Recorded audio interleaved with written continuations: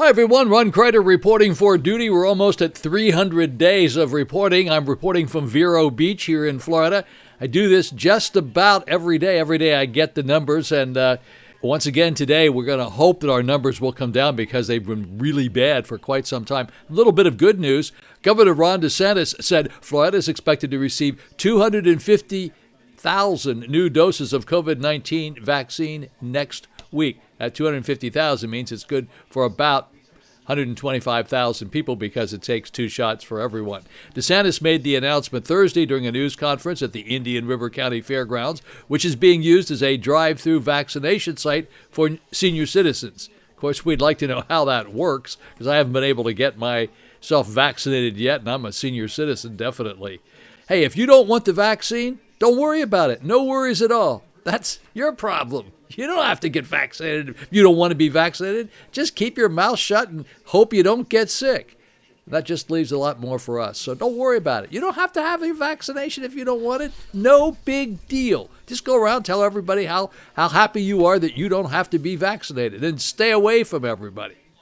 All right, hey, new data from the Center of Disease Control shows Florida has nearly half the known cases in the United States of the mutated and more likely contagious strain of COVID-19. This news comes as Florida broke its single-day record for new COVID-19 cases, again reporting nearly 20,000 more cases in a single day. We've been doing that practically every day for the past 3 or 4 days. All right, now here's a little bit of good news. I don't know how this works, but we'll find out.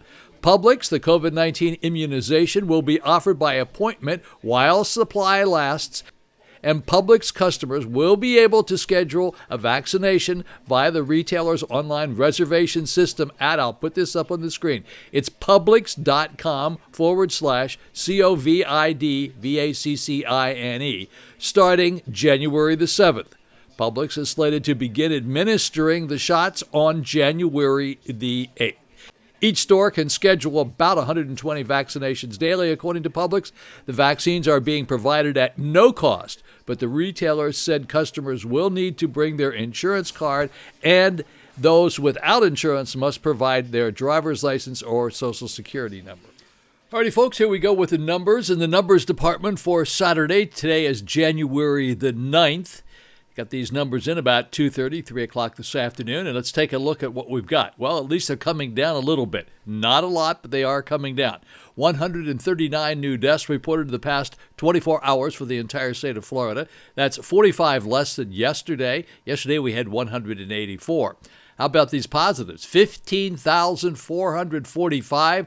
Well, it's a huge number, but it's down from 19,530 yesterday by 4,085. So at least we're going in the right direction, at least for the moment. But then again, it's the weekend, and the weekends we always seem to get less numbers. Try to be positive here. Oh, by the way, for vaccinations for the entire state of Florida, so far, Florida has vaccinated 514,300 people, and in the past 24 hours, 70,684. Taking a look at Miami-Dade, 33 new deaths reported in the past 24 hours, 2,705 new positives. So far, Miami-Dade has vaccinated 58,566, and in the past 24 hours, 8,498. In Broward County, 12 new deaths to report, 1,224 new positives. So far, Broward County has vaccinated 43,916, and in the past 24 hours, 6,775. In Palm Beach County, 12 new deaths reported in the past 24 hours, 991 new positives. 34,263 vaccinations done thus far in Palm Beach County, 6,201 in the past 24 hours. In Orange County, that's Orlando, no new deaths to report, 1,021 new positives. So far, Orlando has vaccinated 35,391. In the past 24 hours, 2,676. And then in Brevard County, that's Melbourne, 9 new deaths reported up there in the past 24 hours, 314 new positives. Melbourne has vaccinated 12,337 thus far. In the past 24 hours, 1,732. In St. Lucie County, 2 new deaths to report in the past 24 hours, 189 new positives in the past 24 hours. So far, St. Lucie County, that's Fort Pierce, has vaccinated 4,647 people, 533 in the past 24 hours. In Martin County is Stewart, 4 new deaths to report, 89 new positives in the past 24 hours. So far, Martin County has vaccinated 4,330, 226 in the past 24 hours. And then in Indian River County, we've reported 5 new deaths in the past 24 hours, 111 new positives. So far, 4,123 vaccinations given out, and 749 in the past 24 hours. Here are the positives for the zip codes in Indian River County. Zip code 32948, 2 new positives in the past 24 hours. Zip code 32958, 17 new positives. Zip code 32960, 30 new positives in the past 24 hours. Zip code 32962, 11 new positives in the past 24 hours.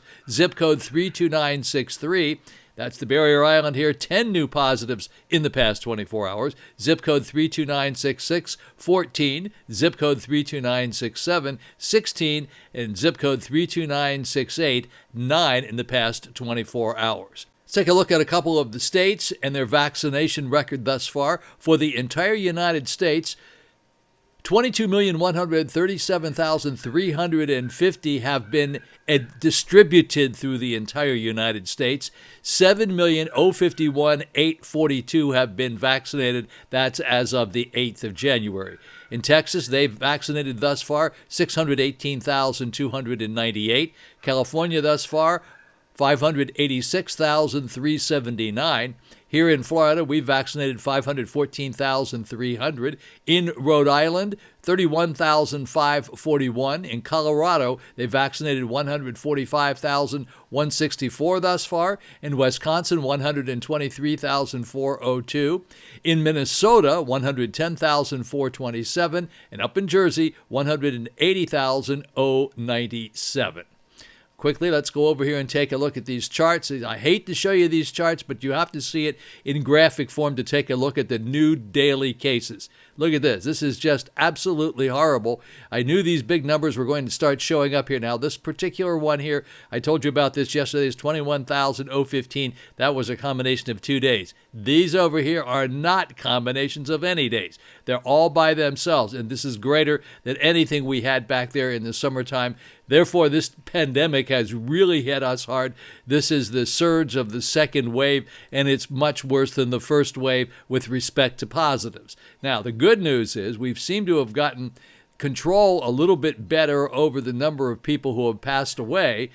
If you can look over here, you'll see around the 11th of August, we had 276 people that died that particular day. And the worst day we've had so far was 217, and that was a 2-day combination. Other than that, these are still really bad numbers. I'll apply the 7-day moving average, and you can see how it's creeping up. It's still not quite as bad as it was over here. It's not good. Certainly, it's not good. And this is all a reflection on what has happened during the Christmas and New Year holidays. That's exactly what's causing all this to take place, and that just means that we are the only ones to blame for the number of people who have gotten ill as a result of COVID-19. And this comes from not wearing your mask. It comes from social distancing, not social distancing. And it comes from getting together with people. And if you can look at some of the pictures that I put up in the past about all the people in Palm Beach, Broward County, and various bars, they're right there without any masks on, just as close as they were before this ever happened, and nobody's paying attention in those particular areas to this pandemic. And that's what's causing the problems. And I have to tell you, once again, as I'm going to move ahead here while I'm telling you this, but you have to understand something, that when you get COVID-19, it doesn't mean you're going to get it like the flu and it's going to be over with and you can forget about it. It's a good chance 1 out of 10 people, maybe even less than that, have other underlying medical issues that can last for some time, and that's not a good thing. Okay, now, as I said yesterday, I'm going to give you the number of deaths 48 hours ago. I can't do the 24 hours because not enough states have reported yet. 48 hours ago, for the entire United States, we're almost at 4,000 people passed away in the entire United States 48 hours ago. Now, these are all 48 hours ago, so I won't keep mentioning that. But California was in first place, or worst place, with 679. Texas, 466 in second place. Pennsylvania in third place with 203. Arizona in fourth place with 197. Florida, we were in fifth place with 184. Illinois was in sixth place with 167. New York in seventh place with 149. Kansas was in eighth place with 140. Tennessee in ninth place with 126. North Carolina in 10th place with 115. We'll go down here to Jersey in 13th place with 99, one short of 100. Then our neighbor Georgia in 14th place with 84. We'll go down just a little bit further to Ohio in 15th place with 82. Massachusetts in 16th place with 76. Indiana 17th place with 69. Iowa in 18th place with 59. Missouri in 19th place with 55. We'll go down to Minnesota for our friends in Minnetonka in 22nd place, 48. Maryland was in 23rd place with 43. Maine was in 24th place with 41. Michigan in 25th place with 10. Wisconsin was in 26th place with 40. We'll go down to, Connecticut in 30th place with 37. Colorado was in 31st place with 36. Utah was in 36th place with 22. New Hampshire in 37th place with 19.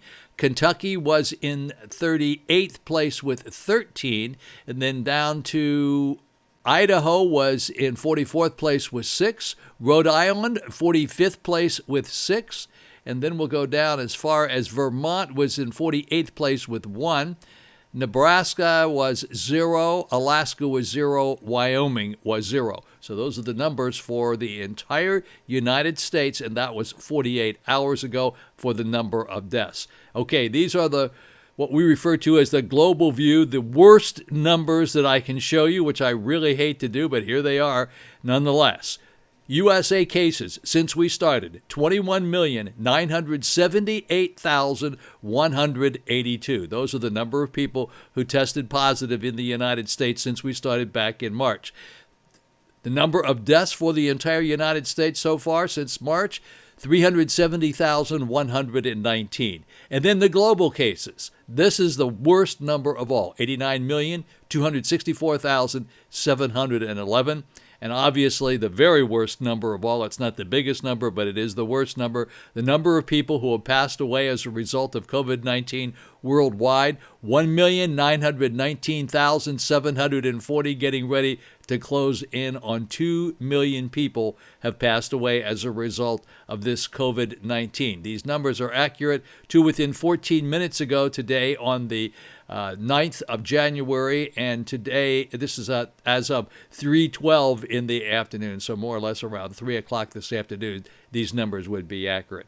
Alrighty, folks, so those are the numbers for Saturday. I hope you have a very blessed Saturday, a good rest of your Saturday afternoon. At least I have a little opportunity to get these up just a little bit sooner than I did before.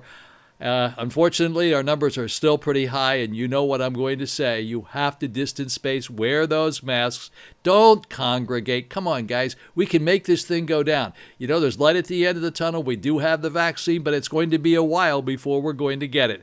So you just it's up to you. You're the only one that can prevent the spread of this virus. Only you can do it. Nobody else. It's not the president's fault. It's not the governor's fault. If it spreads because of you and your lack of not following the orders, following the instructions. Nobody told you to do it. You need to do it because you want to do it and you want to protect your friends and yourselves. Come on, get together. Let's get it done and let's do it right. Nobody has to tell you what to do. You know exactly what to do. Alrighty, folks, once again, as I said, have a really blessed Saturday. Look forward to seeing you back here on Sunday. Ron Crider, signing off.